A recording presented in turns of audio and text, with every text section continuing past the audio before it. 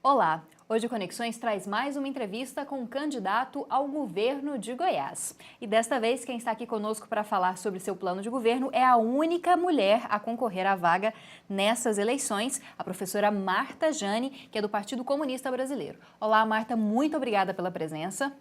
Oi, Camila.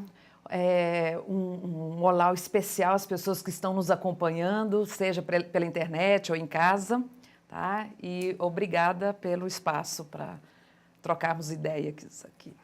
Bom, mas antes dessa troca de ideia, você assiste agora uma fala de 5 minutos do candidato ao Senado Federal, também do Partido Comunista Brasileiro, PCB, o Antônio Neto.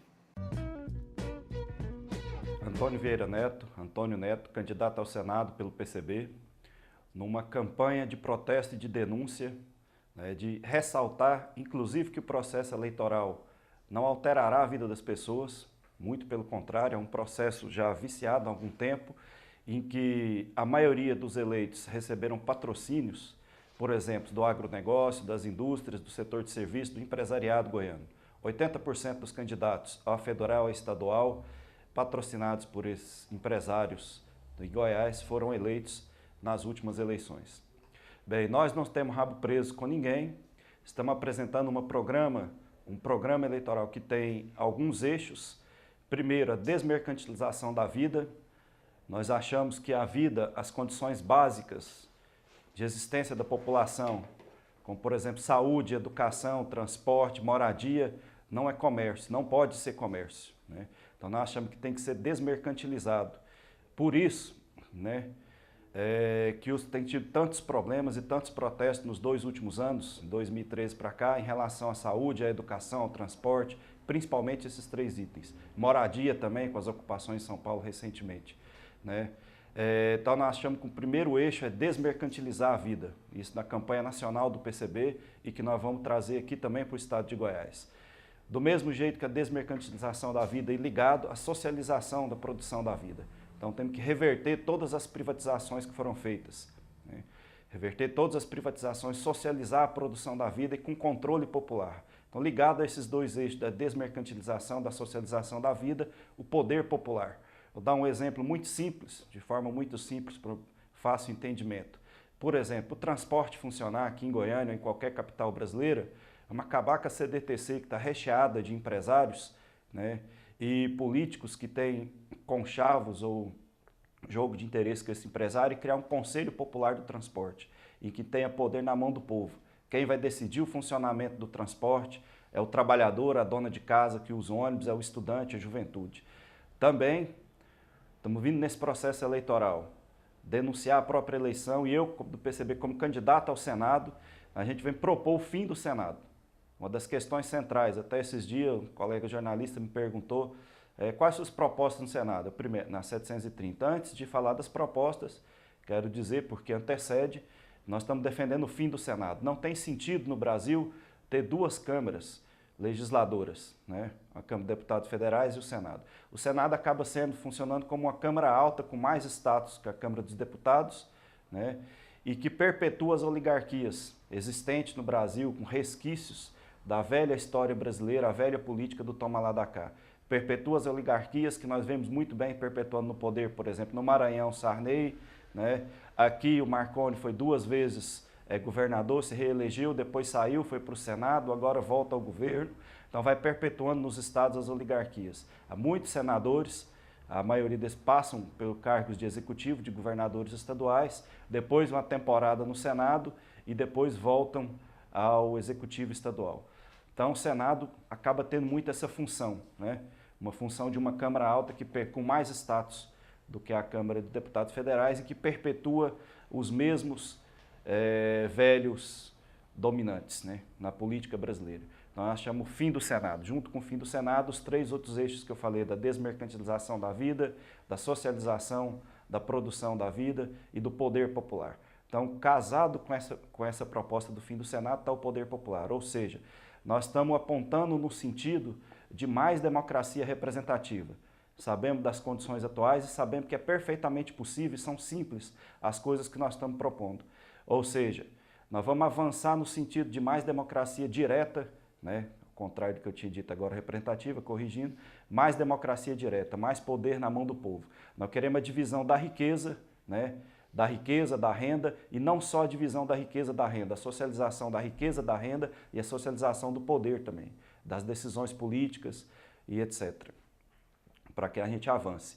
Também uma outra questão é a criminalização da pobreza, né, dos movimentos sociais. Então nós somos contra a redução da maioridade penal, pelo fim da criminalização dos usuários de drogas, como forma de combater, e pelo fim da PM também, como forma de combater a guerra à pobreza que tem sido feita.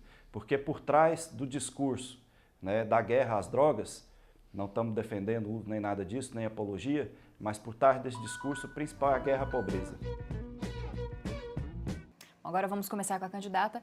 Marta, você foi candidata ao cargo também de governadora nas eleições de 2010, concorreu com Marconi Perillo, com Iris Rezende. Quais as experiências que você trouxe do último pleito para esse agora? O que você traz de novo também para esse pleito? Camila, infelizmente, novidades não tem muitas, né? É claro que a gente acumula aí uma experiência, né, de participar no processo político eleitoral, mas, infelizmente, o que a gente vem reiterar agora em 2014 é que todas as críticas, as denúncias, né, que nós apresentávamos em 2010 se confirmaram, né, as críticas anteriores e as que a gente já apresentava para a possibilidade da continuidade do projeto, desse projeto que já estava em curso no estado de Goiás, que é um projeto concentrador de riqueza. Então, o que nós vimos nesses últimos 3 anos e meio, quase 4, é o aumento da concentração de riquezas, né, no estado de Goiás, o crescimento do PIB goiano e o aumento da concentração de riquezas. E isso é o que a gente já apontava e a gente continua apontando nesse momento, que esse projeto de desenvolvimento concentrador de riqueza é um projeto falido do ponto de vista do atendimento dos interesses da população trabalhadora. Bom, Marta, você, além de outros candidatos, são candidatos de esquerda, trazem uma outra proposta. Como competir nessas eleições em que existem candidatos com grandes verbas para investimento, grandes campanhas? Como fazer frente a essa forma como a campanha eleitoral tem se desenvolvido no Brasil? Nós não fazemos uma campanha eleitoral no mesmo molde, portanto, o nosso mecanismo de debate político é diferente desse mecanismo que a política tradicionalmente tem feito durante o momento eleitoral. Essa campanha com carreatas que percorrem aí 7, 8, 10 cidades por dia, sem olhar no olho do trabalhador que está ali acompanhando, né? Cheia de cabos eleitorais pagos, né? Pessoas pagas nas esquinas das cidades balançando bandeira. Quer dizer, esse tipo de campanha a gente não faz, a nossa forma de fazer campanha eleitoral é discutir a política de fato e discutir a grande política. Nós temos aproveitado esse processo eleitoral para trazer como pauta dos momentos de intervenção que a gente tem tido, né, debates, entrevistas e tudo mais, temos aproveitado para trazer o debate da grande política, que é o modelo de desenvolvimento de fato do Estado, né, apontando quais são as consequências nefastas para o próprio ser humano, né, esse processo de mercantilização da vida humana, né, e apontando também quem são os responsáveis e os representantes desse projeto aqui no estado de Goiás.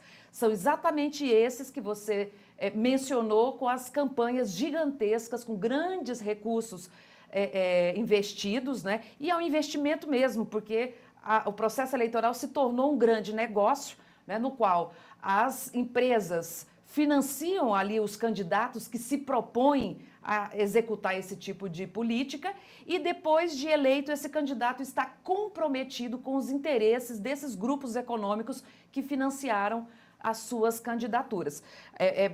Exemplo disso nós temos aqui no próprio estado de Goiás. Se nós observarmos, por exemplo, a última campanha eleitoral de 2010, as 5 maiores empresas financiadoras da campanha eleitoral do atual governador são as 5 empresas melhor beneficiadas com as licitações viciadas feitas pela máquina administrativa, e muitas delas chegaram a ter um lucro de mais de 900% em relação ao valor investido na campanha eleitoral do atual governador Marconi Perillo.